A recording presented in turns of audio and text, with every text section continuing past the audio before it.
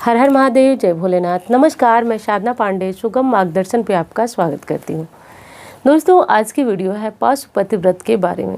पशुपति व्रत के बारे में शिव पुराण में बताया गया है कि इस व्रत को मात्र 5 दिनों तक यानी कि 5 सप्ताह के 5 सोमवार करने से संपूर्ण कामनाओं की पूर्ति होती है।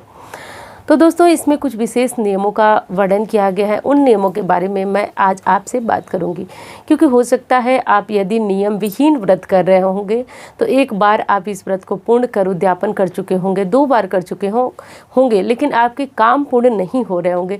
तो यही समस्या हो जाती है जब आप किसी मनोकामना परक व्रत को करते हैं और उसके नियम को छोड़ देते हैं, ध्यान में नहीं रखते हैं, तो बस वही समस्या हो जाती है कि आपके काम जो है वो अधूरे रह जाते हैं, पूर्ण नहीं हो पाते हैं। तो सबसे पहला जो नियम है उस पर बात कर लेते हैं दोस्तों। उससे पूर्व आपसे एक आग्रह करूंगी कि यदि वीडियो अच्छी लगे तो एक लाइक अवश्य कीजिएगा। चैनल को सब्सक्राइब करके आप जो है मतलब सुगम मार्गदर्शन परिवार का हिस्सा बन सकते हैं।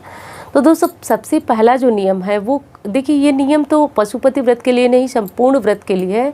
लेकिन जबकि ये व्रत मनोकामना परक व्रत है तो इसमें आपको संकल्पित होना बहुत ज़रूरी है। बहुत सारे लोग जल्दी जल्दी में आपको बताते हैं कि आप जो है कुछ मत कीजिए, बस 5 सोमवार व्रत रखिए।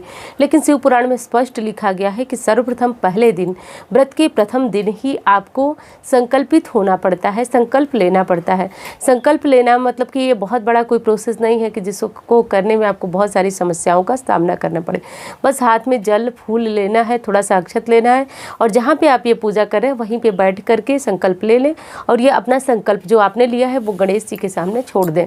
इससे होता क्या है कि गणेश जी आपके संकल्प की रक्षा करते हैं। व्रत के बीच में आने वाली विघ्न बाधाओं का नाश होता है और पशुपति व्रत को आप निर्विघ्न पूर्ण कर पाते हैं। तो ये चीज़ आप नोट कर लीजिए।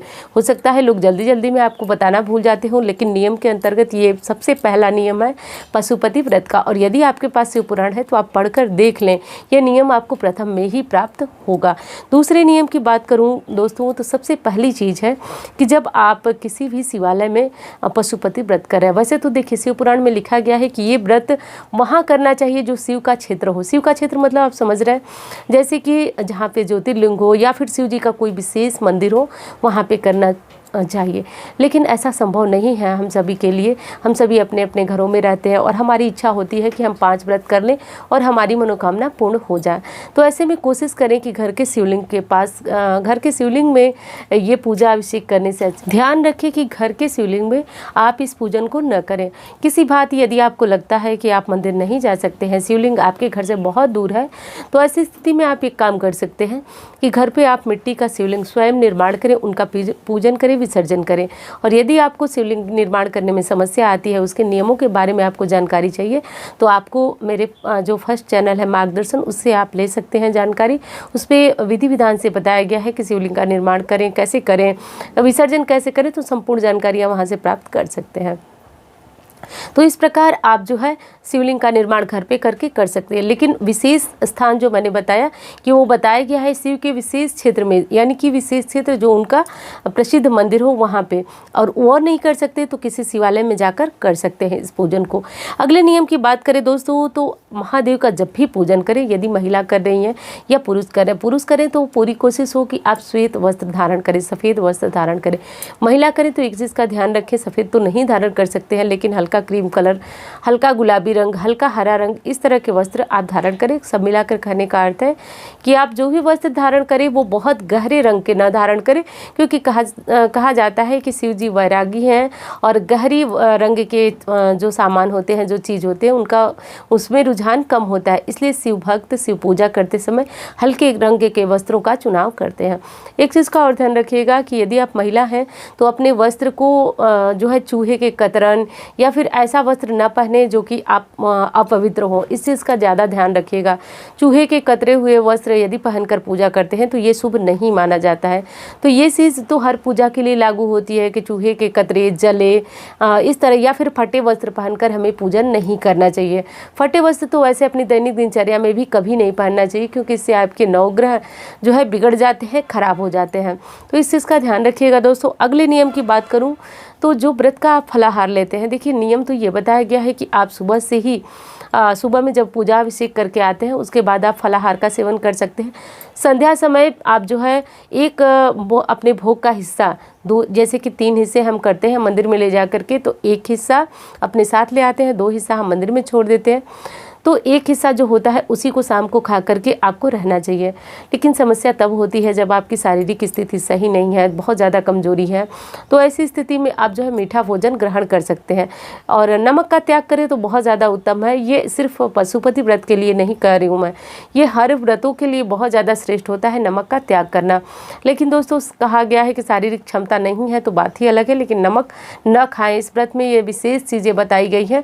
और एक चीज़ तो ध्यान आपको भी रखना चाहिए कि जब कोई व्रत मनोकामना परक होता है तो नियमों में बंधकर उन्हें कीजिए। यही मेरे कहने का सबसे बड़ा आशय और अर्थ है।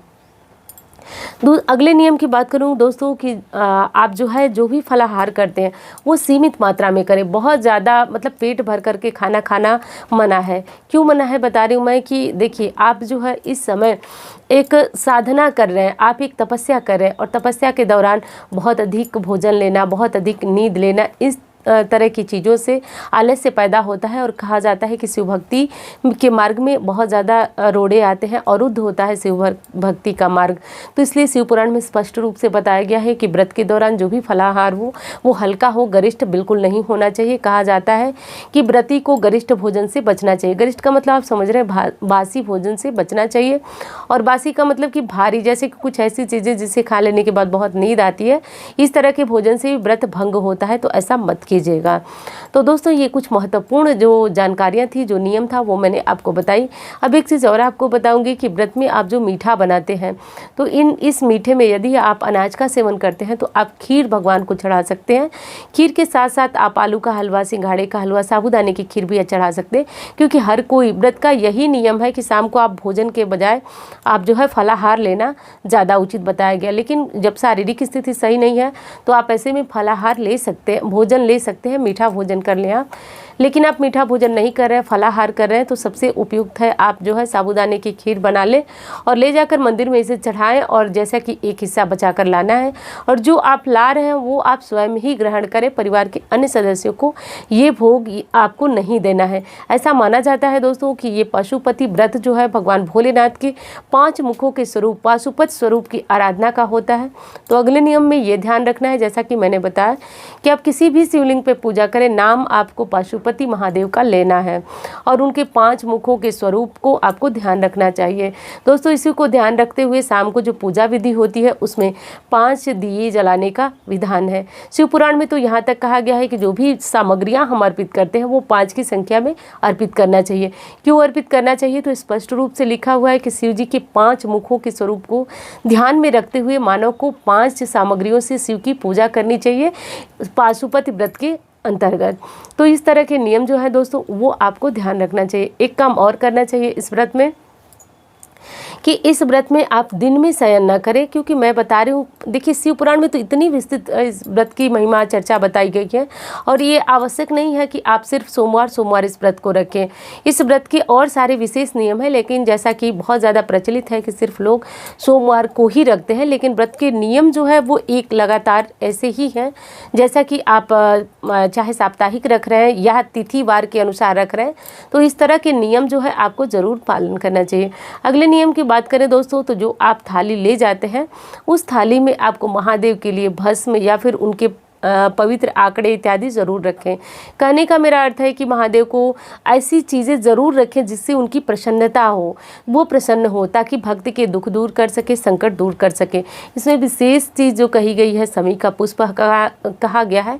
तो समी का पुष्प कहा जाता है कि हजारों पुष्प, सफ़ेद पुष्प अर्पित करने के बराबर एक समी का पुष्प अर्पित करने से होता है। आंकड़े का पुष्प आप देखते हैं बहुतायत आपको मिल जाते हैं, और आंकड़े के पुष्प की महिमा भी शिव पुराण में बताई गई है कि आंकड़ा अर्पित करने, श्वेतार्क मतलब सफ़ेद आंकड़ा, श्वेतार्क अर्पित करने से महादेव की बहुत विशेष कृपा प्राप्त होती है। इतनी विशेष कि जब आप हजारों लाखों सफ़ेद पुष्प, श्वेत पुष्प चढ़ाते हैं तो उतना लाभ नहीं होता है जितना आप एक श्वेतार्क महादेव जी को चढ़ाते हैं। तो श्वेतार्क की व्यवस्था कर लें। श्वेतार्क का मतलब सफ़ेद आंकड़े का पुष्प। तो ये जो है आप ले आएँ और इनसे पूजन करें। तो दोस्तों ये जो बहुत विशेष नियम थे वो मैंने आपको बताई, तो इस नियम को ध्यान रखिए और इस विधि से महादेव का पूजन आराधना कीजिए। दूसरी चीज़, प्रार्थना कीजिए, महादेव से जो भी आपके मन की कामना हो वो कहिए। और उम्मीद करती हूँ ये जानकारी आपको बहुत पसंद आएगी। वीडियो अच्छी लगे तो एक लाइक ज़रूर कीजिएगा, चैनल को सब्सक्राइब करें और सुगम मार्गदर्शन परिवार का हिस्सा बने। तो उम्मीद करती हूँ जानकारी पसंद आएगी। धन्यवाद।